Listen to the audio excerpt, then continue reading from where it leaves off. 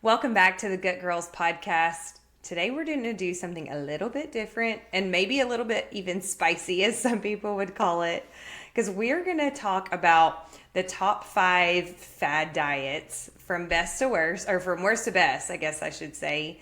Not necessarily based on what Instagram says or what your friend's cousin's boyfriend tried, but based on gut health, hormones, the nervous system. So we're going to dive into those 5 fad diets. But before we do that, I'm going to take you guys back to 2017, 2018. I had started this little blog and I'm going to pull it up here so that I can kind of like bring you into some of my feelings and some of the things that I went through and experienced. And, when I tell you that I've tried all the diets, I can promise you that I've been there, I've done that. So if you feel confused, I'm hoping that me sharing some of my experience over the last decade at this point, really, with food and how that's changed has really made such a huge impact in my health. And so hopefully this will resonate with some of you guys and give you some hope. But I'm going to read you a little excerpt. It says, I said, it's such a tough pill to swallow to admit that I've lost control for so many years. Even after losing about half of the weight I had gained since my mom died, I was still approximately 50 pounds overweight. I'm a planner to the core, so why did I let this part of my life spiral out of control without any direction? The answer is I had no instruction. I didn't know where to look. I didn't know who to believe. I didn't know what diet to follow. So let me list out here for you all of the different diets I've tried.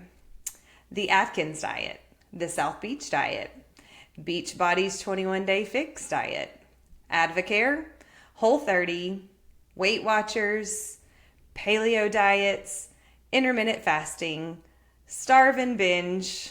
I've been to weight loss clinics. I've taken weight loss pills, done weight loss drops. I've really tried so many different things.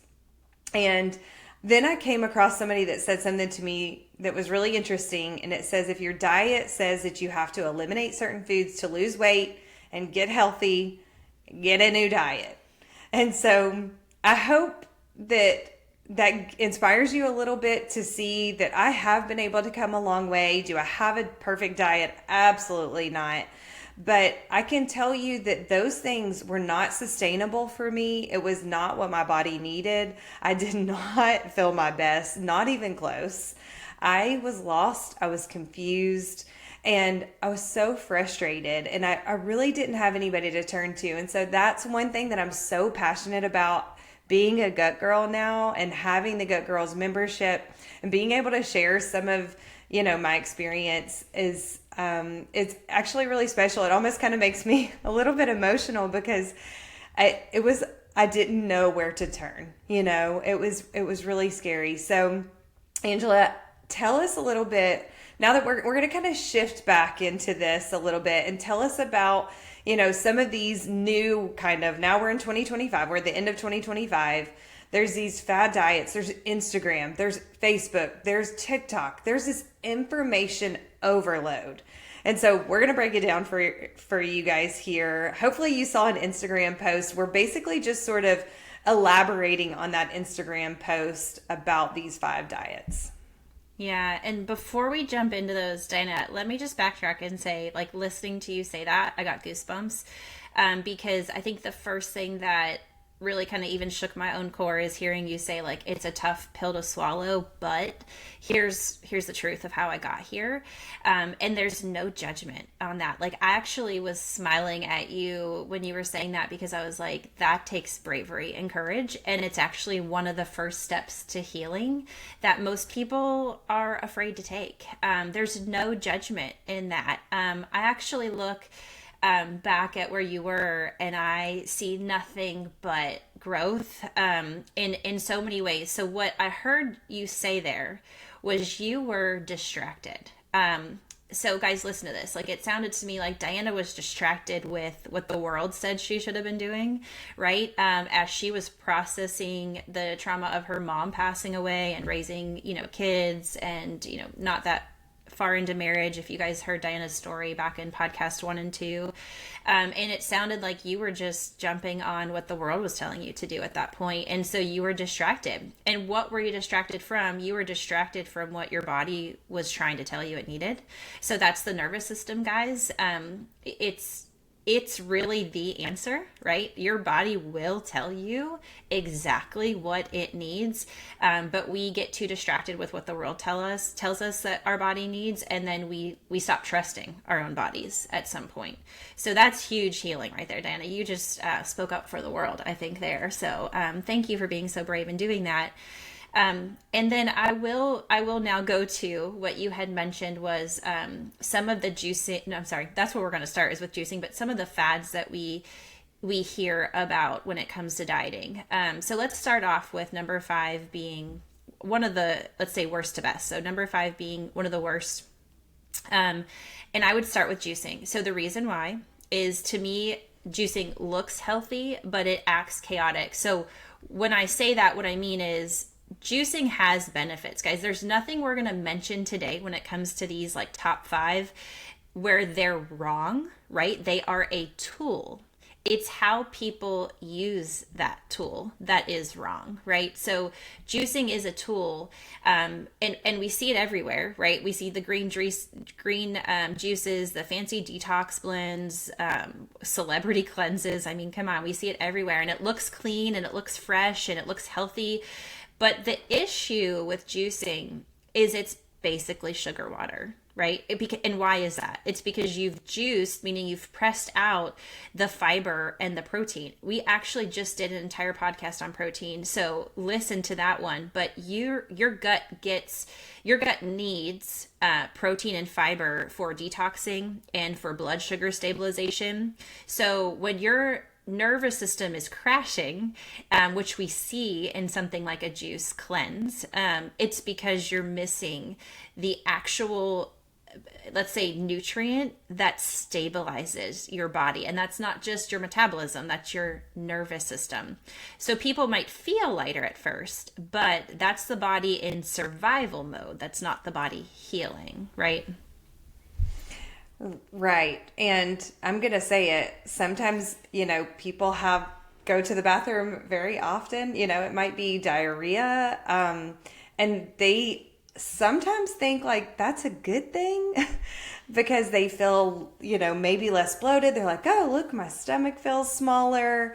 But man, a lot of times if you continually do that and you continually do have the diarrhea, you're really affecting the gut lining and the microbiome just sort of in general. Like it's literally starved at that point, right? And so with that being stripped out in the juice, you might feel that temporary, short-lived, good feeling in the gut, but a lot of times it makes it really hard to kind of get back to, you have to kind of know how to get back on track then at that point. And so that makes it really challenging. I know, tell me a little bit, you mentioned that you like to juice, and how you use that sort of safely, like in your well-balanced diet. Absolutely. So I do love juicing. And for some of the reasons I just said that can be catchy of like, man, I love nothing more than to see like a fresh press, like green juice. And it's because it has a lot of, let's say nutrient, like you're still getting nutrients, but it's without the protein. So what I make sure that we do in our family is when we're juicing, it's an add-on to the diet, right? Versus just the diet itself. So we make sure that we're having our breakfast first that's loaded with protein and good fiber. And then it might be, 90 minutes later that, I'm giving the girls like some juice, or I'm having some fresh pressed juice myself. It's actually so refreshing. And what it can do is support the digestion of that earlier meal, right? Some of the minerals and vitamins that you're getting in that juice can actually aid digestion to the protein and fiber and healthy fats that you had in a previous meal. So it's fantastic to be incorporated into a diet, but in the right time and place. I would also not recommend like doing a big juice right before bed, because like we said, it's sugar water, right? Like it's taking out all the protein and fiber and fat. So if if you're doing a juice, don't also do it right before going to sleep, because it is going to energize you, right? We said in a previous podcast that sugar is a quick energy, so you will get energized from it, but it's not the diet, right? Okay. So when we rank juicing as number 5, that is juicing, like juicing all the time, and like that being your diet. So you can use juicing, just as Angela said, incorporate it into a well-balanced diet and get some, good nutrients and things from it. But when we rank it as number 5, that's when people say, well, I juice every day. And, and that's when we're like, okay, that ranks number 5. So one of the ones I actually already mentioned. Yeah, or Diana. Sorry, go ahead. Oh, I was just going to say, Diana, something that we'll also hear, which I think is important based on that, is some people will juice for like 3 to 4 days in a row. Like they're, like you were mentioning, they'll do like a juice cleanse, and that's all they're doing for 3 to 4 days in a row, right? So I think that's the other part of it too.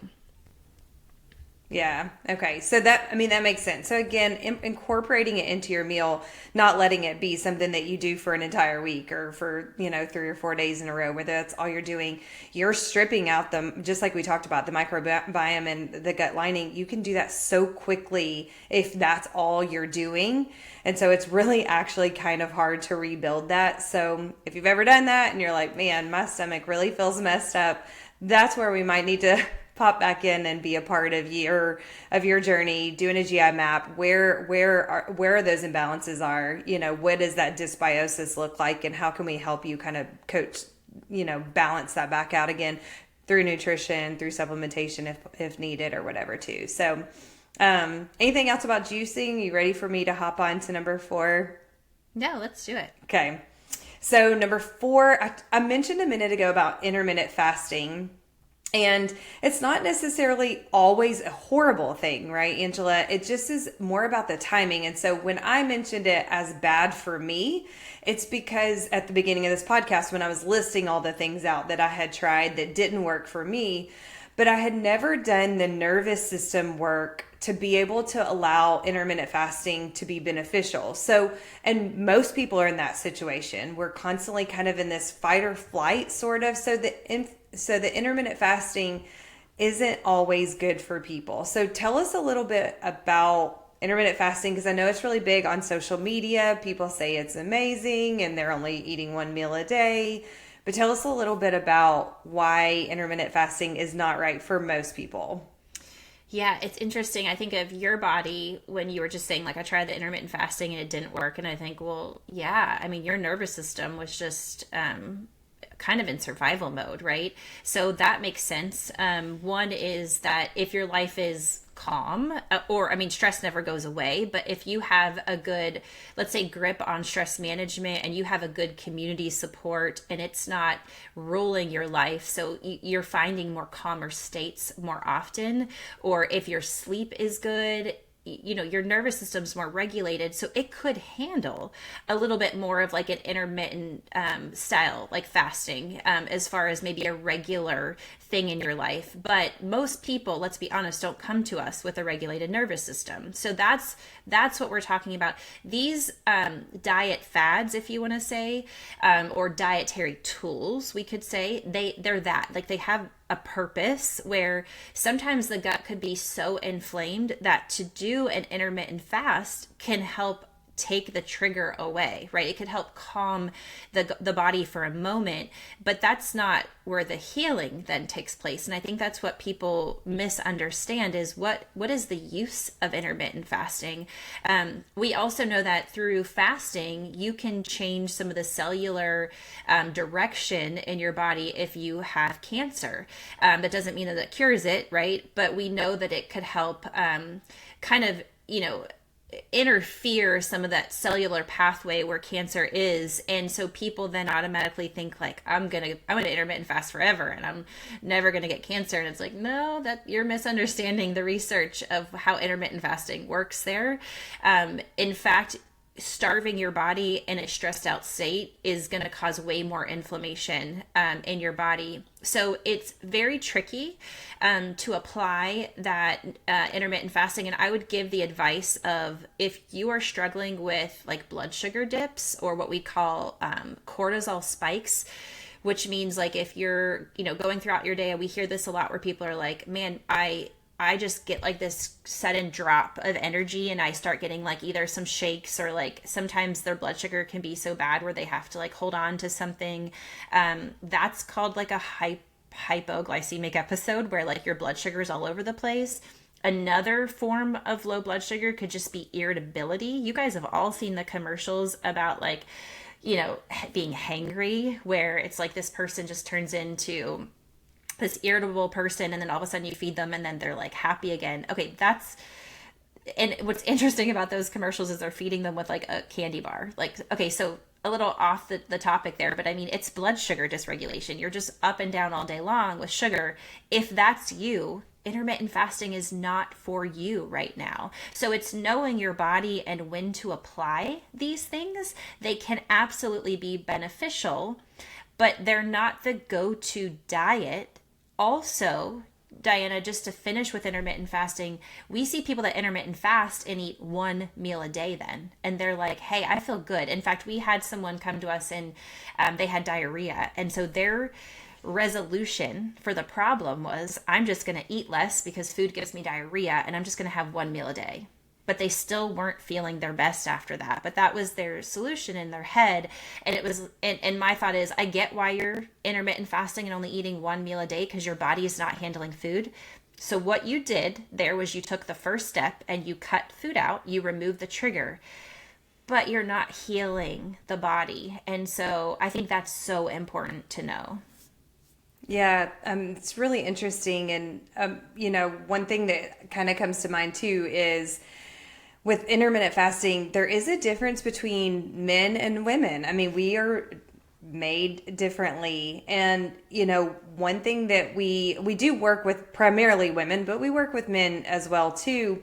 But one thing that we have definitely learned over the years, and research kind of shows that women generally are more sensitive to intermittent fasting. A lot of times they don't get that same type of benefit, and it's because their hormones a lot of times become dysregulated. Their thyroid may be thrown off, the cortisol, like you mentioned earlier, having those spikes and things, the estrogen can be thrown off. So sometimes those large gaps of food, our body kind of sees them a little bit as a threat, right? It doesn't feel regulated. And so in the right context and in the right mode, and with coaching, intermittent fasting can be a great tool. And like you said, for, maybe a cancer patient or something like that, to do different things like that. But again, they would really need to be coached well. And I want to mention, when you break the fast, that is so important too. Just like you said, you hit on it just a minute ago, where you don't break it with a candy bar. So if you're going to intermittent fast, you have to be very intentional about what you eat for that next meal, right? It's so important. Mm-hmm. Absolutely. It reminds me of when people even go under, let's say like they have a procedure and they have to go under anesthesia.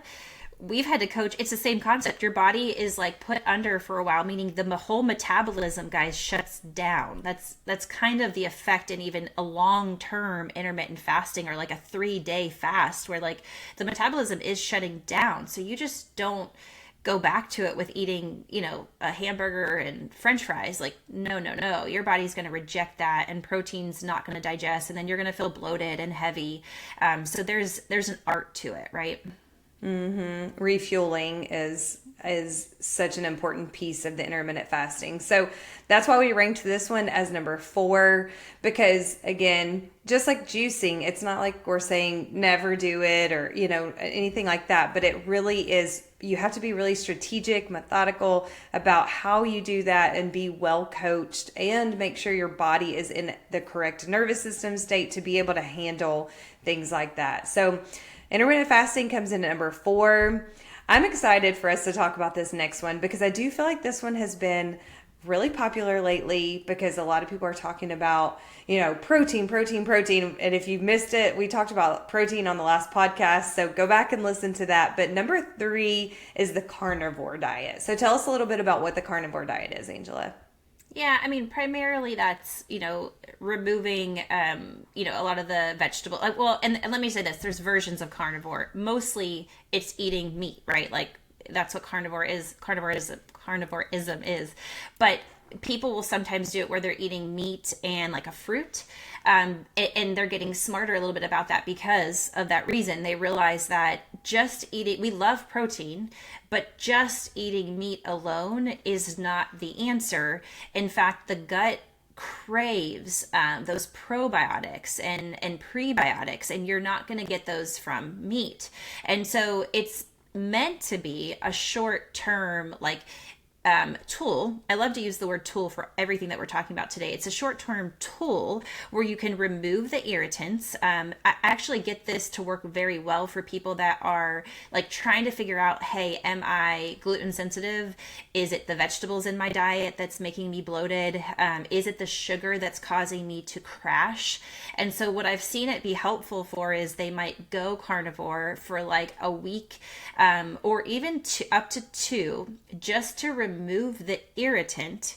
But then that's where actually the real work begins, is not going 2 weeks carnivore. It's okay, now I'm ready to reintroduce food slowly and surely, and I'm going to journal, and I'm going to see, as I reintroduce one thing at a time, what is it that makes my gut so inflamed, and say like, no, this isn't working for me. So it can be a tool, but it's not, again, like a long-term diet, right? And so typically what we see is when you go carnivore and you remove the fiber and you remove the prebiotics and probiotics, is your gut microbiome shifts actually in a way where it's not as let's say versatile. There's not much variability. And the one thing I know for sure is a happy gut wants variability. Like even in the GI map, Diana, we see a happy, healthy gut is very diverse. The microbiome is very diverse. And so we know that this is not a long-term diet that we are meant to live on. Right. I did try to do this, and the carnivore diet, by the way, is different than a low carb diet. The carnivore, generally, for most people, the way they're speaking is just meat for the most part. And so, like you said, this could be just like a temporary sort of reset, but not something that you would want to do long term. For the most part, of course, we're not doctors. We're not going to diagnose you or treat you or anything like that. We're just trying to provide some education and what we've learned through research, what we've learned through experience, with our clients, what's worked, what hasn't worked, what they feel like, what they don't. We look at their journals and can see sometimes their motility does slow. They go from having, maybe 1 BM a day to, 1 every 3 days or 1 every week or something like that. And so, in their energy, we ask them to do kind of a food and mood journal. So I would tell you, any changes that you make in your diet, whatever it is, whether you go look at our basics guide, download our nutrition guide, whatever it is, I would highly recommend that you go and journal your progress along the way, because man, you can learn so much about yourself. If you start making some changes and you go, I need to pump the brakes because my energy, I'm exhausted. Or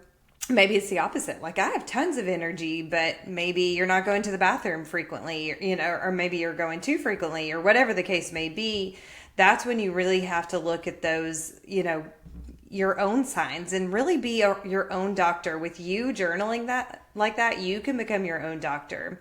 And so like Angela said, number 3 is the carnivore diet. And we kind of, that's a tool that you can use, but not one that we love for like a long-term everyday for the general person out there listening. So number 2 is the Mediterranean diet. And I feel like this one, it's interesting. All the years of my dieting, right? We already talked about all the ones that I'd done. and the Atkins diet and the South Beach diet and all the different things. But the Mediterranean diet, I didn't really start hearing about that one until really probably the last 5 years or so. Maybe that's just because I was uneducated. I didn't really know. But this one's pretty interesting to me. So tell me a little bit about this one, because this one's a little bit more sustainable. Yeah, it's interesting that you say that because maybe it too, Diana, was just more that like the Mediterranean diet isn't promoted as weight loss, right? And so I think at that time in your life, you were searching for a quick fix. Like you said, you were just desperate to get out of where you were. And in the long run, you did the work and you're now a gut girl, right? But I think that's why most people don't hear this as like a quick fix diet. This is a safe, steady, sustainable way to eat. It's balanced. Okay, so it's got lean protein, healthy fats, plenty of color for vegetables, and slow burning carbs. Okay, and those are like your legumes and whole grains. So its research is backed for heart health, longevity, and now we know it's great for gut health too. So I do like this diet. I think it has a lot of the things we should maybe strive for or set a template around.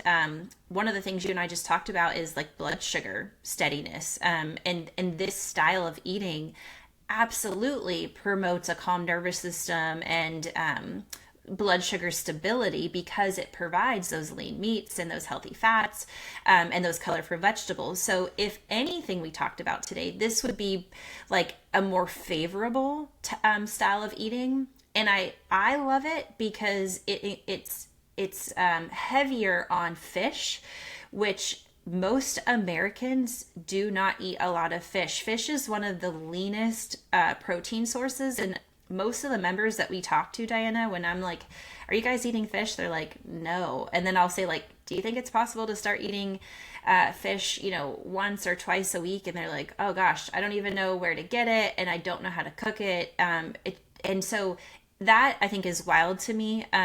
The Mediterranean diet will, set this template for like seafood 2 to 3 times a week. Granted, Mediterranean, it's a little bit fresher there, so I get that. But basically, it provides like this just easy digestive state, and that's what we're after, right? Yeah, and I love that you just immediately put it into perspective for me why I never tried the Mediterranean diet, because this one seems very reasonable, right? This one seems like it's more of a well-balanced meal. It's trying to eat, the colors of the rainbow and fiber and lean meats and all of those kind of things. And that you're exactly right. That was not what I was seeking. I was not seeking a healthy route. I was seeking weight loss. And so, that one never popped up. I guess when I Dr. Googled myself how I was going to cure myself at those weight loss clinics, they did not recommend the Mediterranean diet for me. I mean, gosh, man, I wish they really would have, though. Wouldn't that have been nice? I would have felt a lot better than I did on those weight loss pills. I can tell you that. That was a horrible experience for me. And it was interesting this weekend. I'll go off topic just a minute. It was interesting for me this weekend. I was actually with some of my girlfriends. We were celebrating we all turned 40 this year, and it's interesting kind of looking back on our life where we all had a time period where we all did weight loss shots and not weight loss shots. I'm sorry. I've never done weight loss shots, but weight loss pills.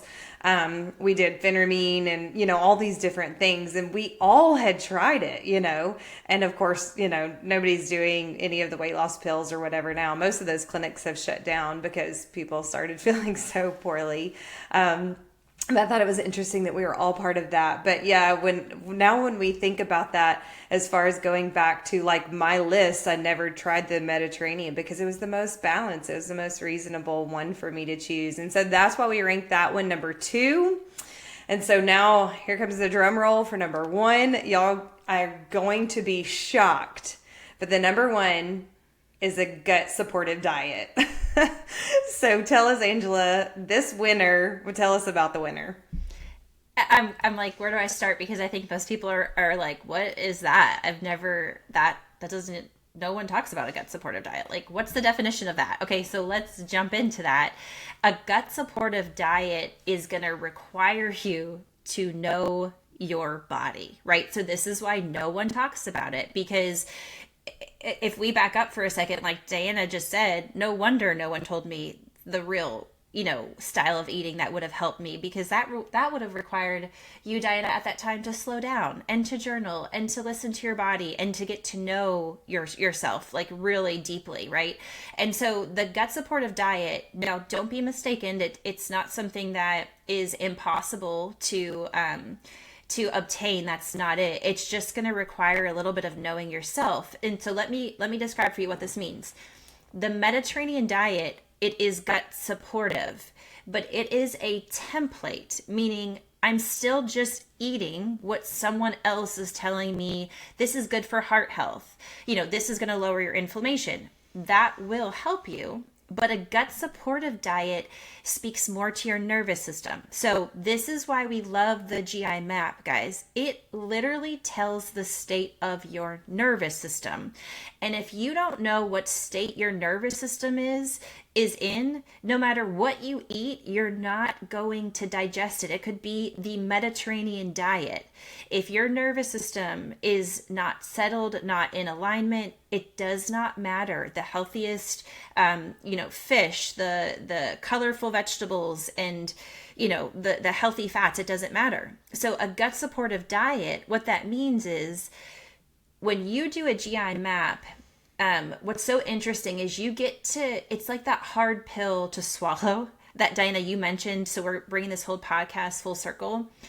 You get to look at what the test tells you and you get to say, oh, that's where I feel that. I feel that tension in my body. That's where I'm at right now. I'm in a state where I'm ignoring this because I'm pushing so hard for that.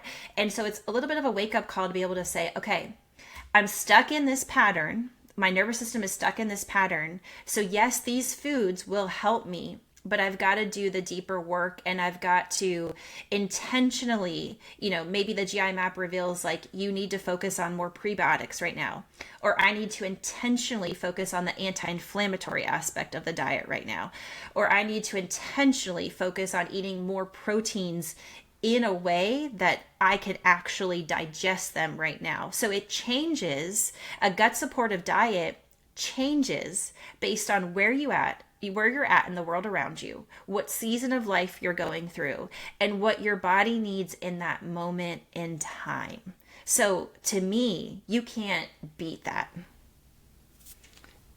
It's interesting because that is my story. When I finally came to you and I started to understand more about what my body needed. And I would say, at the time, no offense, but you were just like, here you go. Here's a list. I didn't have a whole lot of resources. You didn't have the time to sit down and, walk me through every single little thing. And so I had to kind of figure it out for myself. But the one thing that you told me is you can figure this out yourself. You have to journal and you'll figure it out. And so I did. I wrote down every supplement I took. I wrote down everything I felt. I wrote down everything I ate. And then I would do it 90 minutes after I ate that meal. How did I feel? Did I go to the bathroom? Did I not? Did my face break out? Did it not? And so I was able, and our skin is a direct reflection of our gut. So I was able to kind of start making all of those connections when you started pulling that together for me. And so I would say this is still what I do today is eat a gut supported diet. Now, I'm going to be the first person. I'm going to be totally honest here. You guys, I love ice cream. I love ice cream. But I have realized that I cannot eat it every day like I used to want to eat my ice cream every day. I make sure that it's intentional. I make sure that it's special when I eat it. It's not part of my everyday diet anymore. And so, I do make sure that I'm eating for my gut health. I try to eat the colors of the rainbow. I start my day with bone broth. You guys know this. This has been on like every podcast that we've done. Start my day with bone broth and, make sure that I get plenty of protein in the morning. And then I may not journal every single thing that I do throughout the day, but man, I have a mental note in my head going. And if for some reason seems like now if I have a symptom, a lot of times it's a headache. And so I'm like, okay, what happened? And it's not like what happened 20 minutes ago, but it's like what happened yesterday. Well, I had a ridiculously busy day. I think I texted you last night, Angela, and I ate dinner at, it was like 10 o'clock your time. It was like 9 o'clock my time. I was in And bed. so I know, I know. I figured, I knew you'd see it this morning, but I was like, that's why I said that. I was like, guess what? I'm just now eating dinner. And so because my body loves that regularity, it loves the routine, my gut wants the routine, I feel a bit off today. I'm tired. I have maybe even a little bit of a headache. I just don't feel like optimal. I'm just not like 100% me. And it's because I did things really weird yesterday. I didn't eat well. I was prepared. Don't get me wrong. I ate eggs yesterday morning. I did have like a burger patty, but I underate for lunch because that's basically all I ate. And then I didn't eat a dinner, which thankfully I had prepared, but I didn't eat it till 9 o'clock last night. But I still was kind of wonky all over the place. So today I'm intentional to get back on track. Yeah, so let me just point out what you just said to someone who maybe not is not getting it yet is you ate a super clean diet yesterday, like super clean, and yet you're still not feeling your best today. So that was because you delayed meals a little bit. You might have went a little bit longer than you should have, between the meals.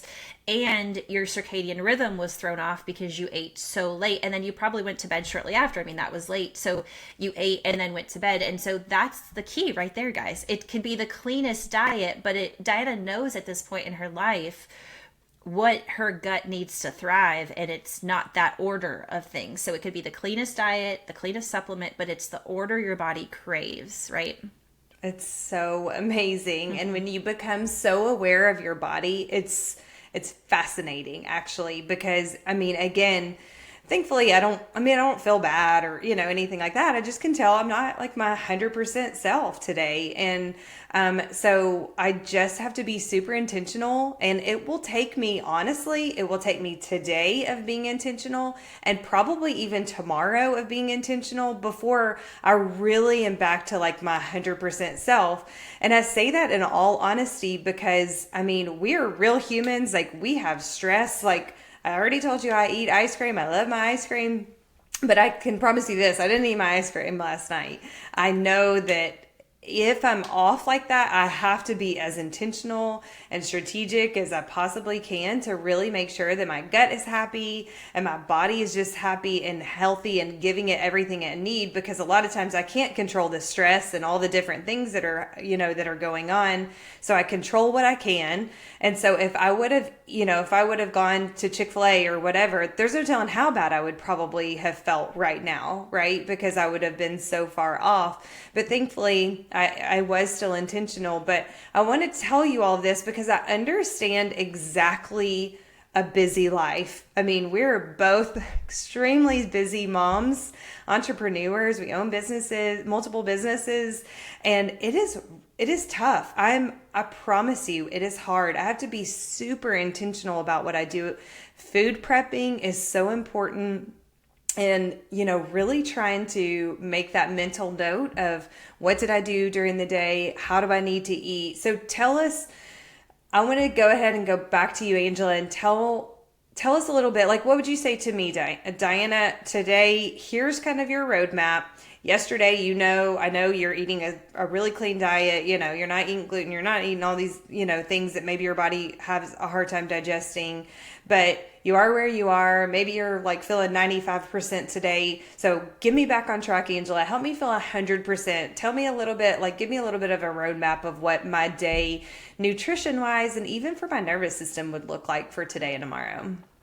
The biggest advice I could give you in that moment would be to not judge yourself today and be like, oh gosh, I messed up yesterday. Or to say, I did everything right yesterday and there's something wrong with me. Like there's something deeper wrong with me. That's all negative talk right there. So the first thing I would say is be curious about what you're feeling today. Like, Dinah, if you just woke up to me and you were a member of ours, I'd be like, let's be curious today of why you're feeling this way, because curiosity can bring a sense of grace to, like, oh, okay, now I actually can see what I did and not carry the shame and guilt of the busy day. Yes, it was a busy day. We're human. We have those busy days. So number one is to approach it with curiosity.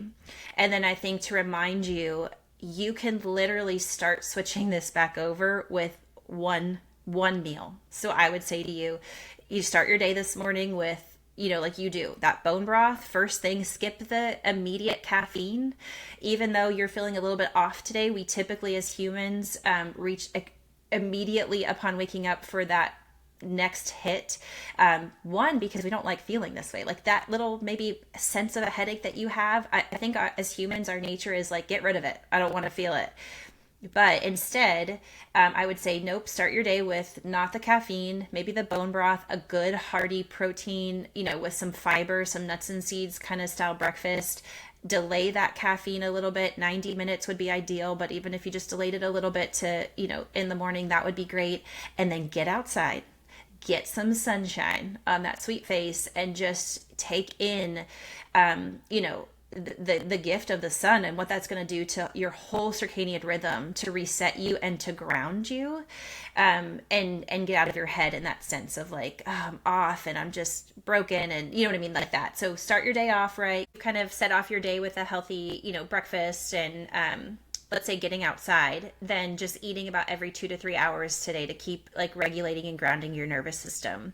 And if you're, like you said, if you're doing that today, tomorrow, make sure tonight you're getting to bed at a decent time. If you're doing that today and tomorrow, I'm telling you, you'll be right back on track, mentally, physically, emotionally, everything, right? Yeah. Well, thankfully, that's exactly what I've done today. Thankfully, I don't drink coffee. I never taught, when my girls were little, he was like, you should drink coffee. Because I'm sure that was his nice way of telling me I was in a bad mood all the time. But I don't drink coffee, so I didn't have to worry about delaying that. And I did start my day with eggs. I ate some walnuts and pumpkin seeds. I peeled myself a cutie and had some blueberries. And I just scrambled some eggs. And so it was just a simple little meal. Took me, 5-7 minutes to put it together, something like that. So simple. But I definitely already feel better than I did this morning. I just was dragging a little bit. Had a super busy day yesterday. So I will continue to do that. The one thing I haven't done is get outside. And so one thing that I love about working with you is you also need to get outside, take our breaks. And so you and I intentionally do that, right? We're like, okay, 10-minute, 15-minute break. Like, let's just go for a walk and we'll talk, or you go be by yourself, I'll be by myself, and we'll catch back up in just a little while, because we have to get up and move our body. We have to get up, get that sunshine so that we feel better. And the movement helps with our detoxification, our lymphatic system, so many different things. And that's all part of that gut supportive diet that we're talking about here, is making sure that we're journaling, we're starting our day the way that we should. We talked about protein on the last podcast. So I would urge you, if you're kind of like, okay, what do I eat? Go back and listen to that protein podcast. You can also download our basics guide, or our nutrition guide. You can do that on our website, which is gutgirls.health. And what I want to remind you is the key to this gut supportive diet is consistency. Again, we are not going to have it perfectly. You are not going to have it perfectly. But I'm going to tell you that if you stay consistent with it, and you can get to the point where you're stabilizing your blood sugar, you're eating your healthy fats to support your hormones, that you're getting plenty of fiber in to help to help with movement, with the motility, with eliminating our toxins well.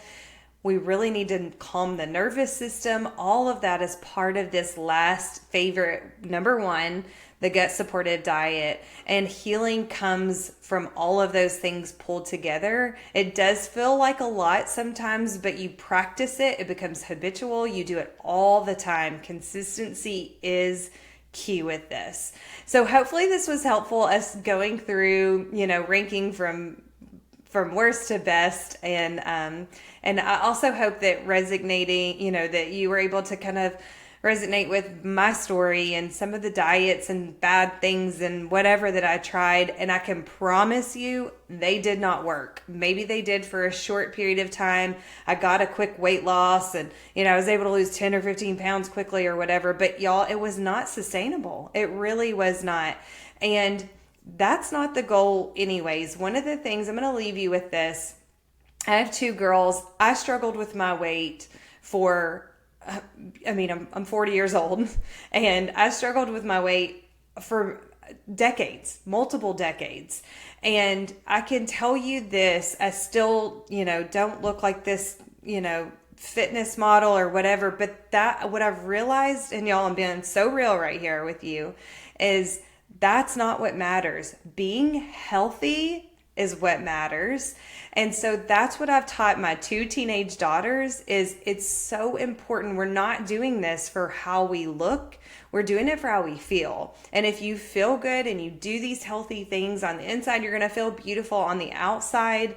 And so it's really that internal part that you have to work on, that gut healing.